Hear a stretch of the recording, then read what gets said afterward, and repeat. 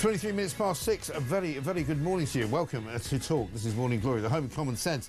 Jason Dudley says, Mike and Emma, Mike, for weeks now you've been saying something's going to bring Ford Kia down. Do you think this is it? Well, it might be. You know, I mean, literally every single week something else, befalls him. He's a pretty unlucky guy.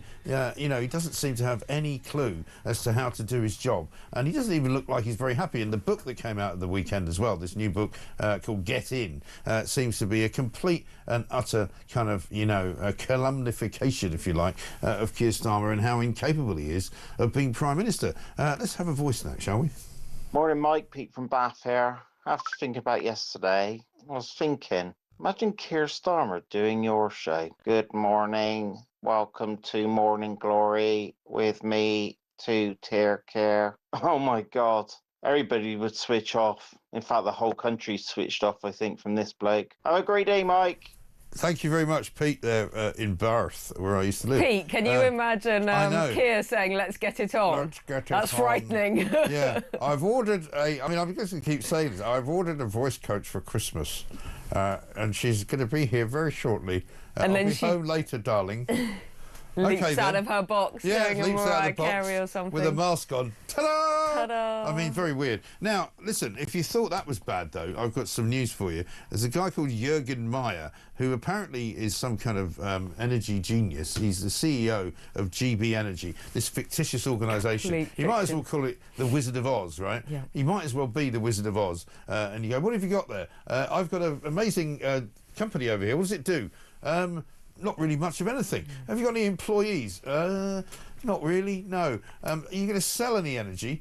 No. Are you going to make any energy? Not really. How much is this guy being paid? He's running it. It's the boss. He'll be on this a six-figure Jürgen salary, Meyer right? is running this fictitious right. bunch of nonsense. He's literally got a box of air, and he's going, look at this. And this is GB Energy. Look at it. I can do this. I can turn it upside down. He's been I can paid throw it to up in do the this. air. I can, chuck it over my head. He's the cat in the hat. He is. Yeah. Yeah, Dr. Seuss. Yeah. But here he is talking about how your bills are going to come down. Check it out.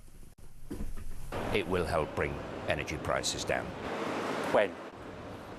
Well, it's a matter for government and policy to decide. But as the boss of this and as someone who is driving forward the ambition of the government, you surely have an idea in your head of when that central pledge to the people of reducing their bills by £300 will come into action. It is not in the remit of Great British Energy to work out exactly how that energy costing gets through to the consumer. So what is actually So the what remit is actually his of Great remit? Britain? Also, why has he got the Dale Vince haircut thing going on? What's going on with that? Why is he What's called doing? Jürgen Meyer? He's completely British. Right. He promised, this was the pledge, to create 1,000 new jobs in the next 5 years. Oh, don't worry, we're getting to the jobs in a minute. Okay. In fact, here we go. Let's have a look at the Jürgen version of jobs for GB Energy. The northeast of Scotland will benefit from. Great British Energy itself is going to create, over the next 5 years, 200 or 300 jobs in Aberdeen. That will be the size of our team. But look, that is... They were promised 1,000. Look, and I said, in the very long term, as we become a major energy champion, it may be many more than that. What's the very long term? Well, look, we grow these companies. Energy companies grow over 10, 20 years, and we're going to be around in 20 years as a British energy champion. What's a British energy champion? What does that even mean? These people speak in riddles. It's not a company now, it's a champion, right? So we haven't got any jobs at the moment. When are you going to get some? I don't know. Maybe in 5 years, a couple of hundred, maybe. And when? Well, we have no business plan. Sure. We literally have no plan for growth. But what we do don't they know. do? They don't make any energy. They don't extract anything from the ground or pull it down from the sky. They don't have any wind turbines. They don't have any dams. They don't have any electric generators. But they have no actual energy whatsoever. No. Apart from the energy to give interviews. This is the first interview he's given. As far as I know, he's the only employee of GB Energy. He will have swanky offices. He will possibly create Maybe a 200 to car.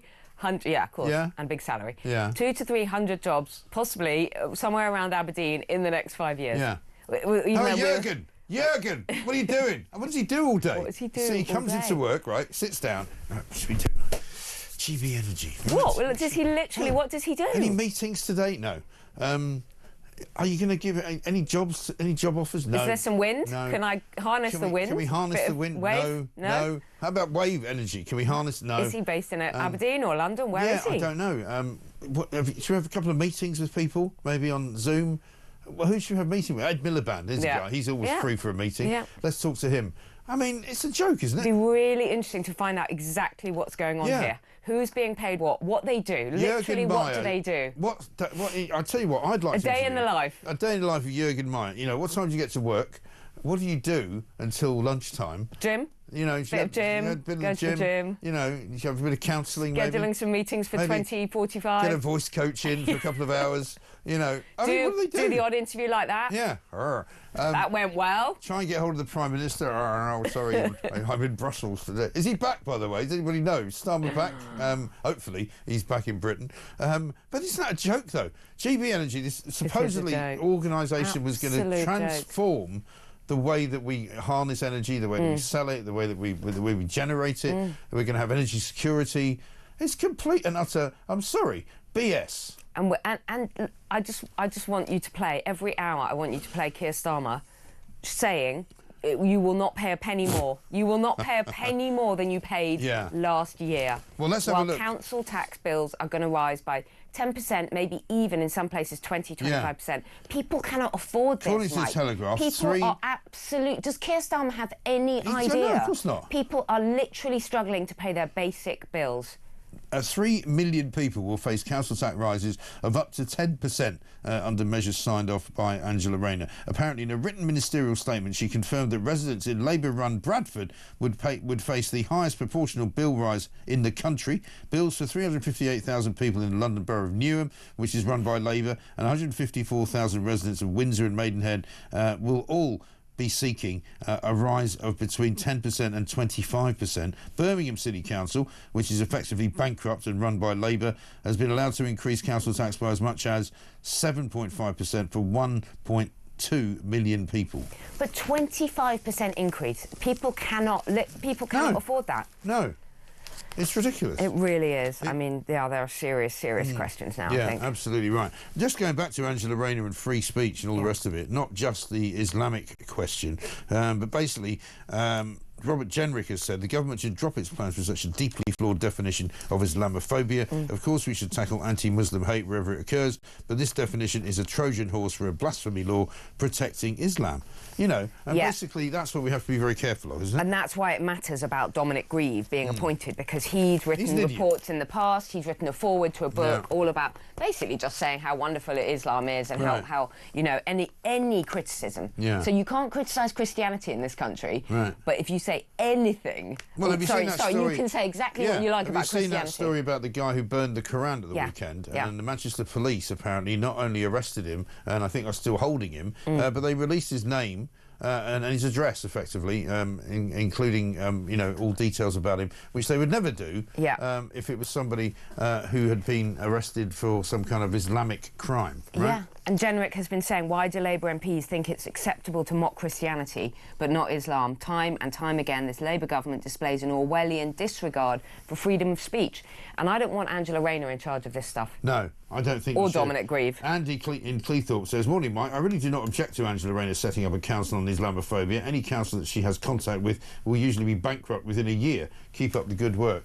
And Chris says this, Starmer should resign over his breaking lockdown rules. Children could not go to school, but they were sat at home doing Zoom teaching. So why could he not do this? Also, people could not see their families at Christmas. And he attacked Boris for doing exactly the same thing. It's absolutely right.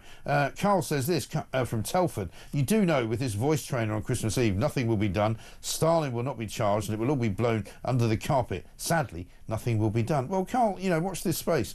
And even if nothing is done, it will still resonate in the history books for Keir Starmer. I hope so, and I hope we don't let it drop. It will mean that he will be even less trusted than he was last week. It may just be chipping away. It may just be another thing that one can chip away at him, because this is a deeply, deeply dishonest Prime Minister. Yeah, totally. Couldn't agree more.